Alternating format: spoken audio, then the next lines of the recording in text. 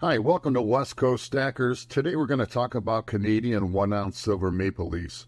Years back I watched a program called Discovering Masterpieces of Classical Music. There were famous musicians, conductors discussing classical pieces before they played them. They'd sit down, explain what the original composer was thinking, the sections in the music to look for, what they meant and conveyed. And when the music played, I'd really anticipate each part. It was cool listening and understanding something that was so outside my normal wheelhouse. The funny thing is, I don't like classical music. I don't have any of the great credentials of the composers or musicians, but I do love maple leafs. And doing the research for these coins from our neighbors to the north really gave me an appreciation for the artistry and beauty of the coins. If you're here, you probably like silver maple leafs already. If not, hang with us, we'll see if we can turn you around. We'll be right back in a moment.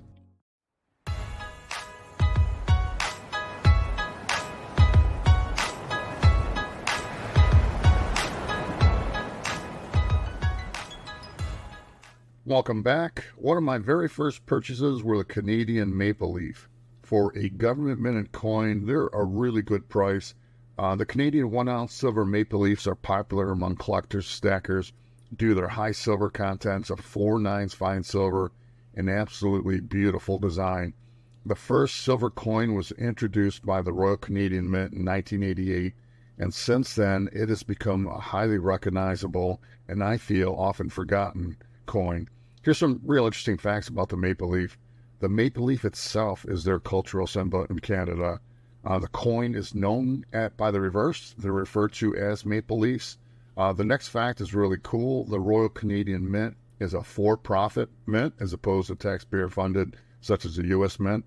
The effigy of the Queen has been on coins in Canada and Britain for over 6 decades. King Charles has not yet appeared on the Canadian silver coin, but according to tradition, there are 2 interesting things that will occur. First, he will face a different position called a fronte or regal facing. And the second, British kings, unlike the Queen, does not wear a crown on the coin. That's because it is tradition that only female monarchs wear a crown on the coins. King Charles' first appearance is on the British coin or the Britannia. On the front of the silver maple leaf, you'll see the profile of the Queen Elizabeth II. And over the years, there have been 3 versions of this profile. In 1979-89 was Arnold Manchin's 39-year-old portrait. In 1990 to 2004, there was Dora de Pedery Hunt's 64-year-old portrait. And 2005 to the present, and Susanna Blunt's 79-year-old portrait. And the finely detailed image of the maple leaf on the reverse has remained unchanged. The reverse showcases the iconic Canadian maple leaf designed by Walter Ott. Let's talk about the collectibility, and here is an odd thought. One of the things that make these coins collectible to me are its security features, and let me explain. You could tell me in the comments if that's odd to you. The Royal Canadian Mint has made some tweaks and improvements to the coin via the security features by including special lines or small marks for security, as well as trying out different shiny or textured finishes. The first is a micro-engraved maple leaf authenticity mark. This is an incredibly tiny and detailed image of the maple leaf on the coin that's hard to fake or copy. It is even really hard to see with the naked eye and extremely difficult to counterfeit. The next is a light diffracting radial pattern.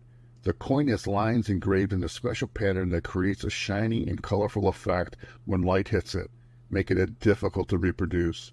These are radial lines and refer to a pattern of fine lines that radiate outward from the center of a coin. These lines are often engraved or machined onto the surface of a coin, creating a distinctive and visually appealing effect.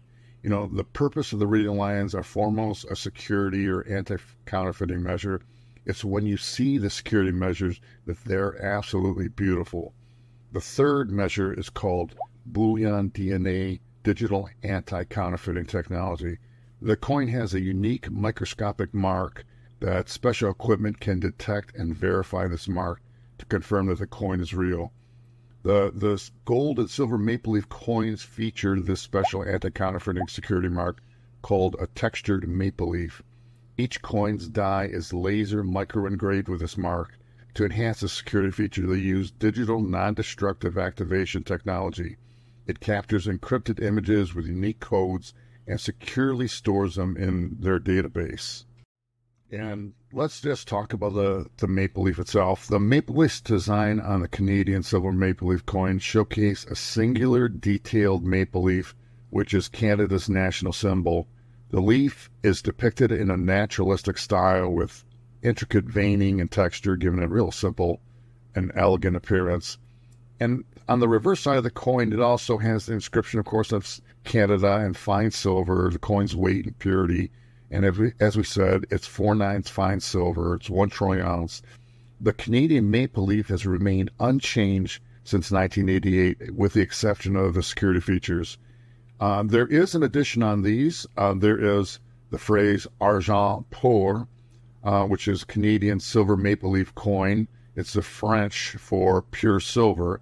And lastly, the maple leaves are really affordable as compared to their American counterparts. They're about $29 or $30 each. This is June 2023, where the American Silver Eagles are $39 to $40. I've heard stackers that live in northern climates of the USA, they bought them as instrument of barter to exchange with their Canadian neighbors. I hope you've enjoyed our in-depth look at the maple leafs. Thank you so much for sharing a portion of your day with us at West Coast Stackers. Continue stacking, stay vigilant, and remember the freedom to invest is a fundamental right that we must protect. Thank you for being part of West Coast Stackers, and let's keep stacking.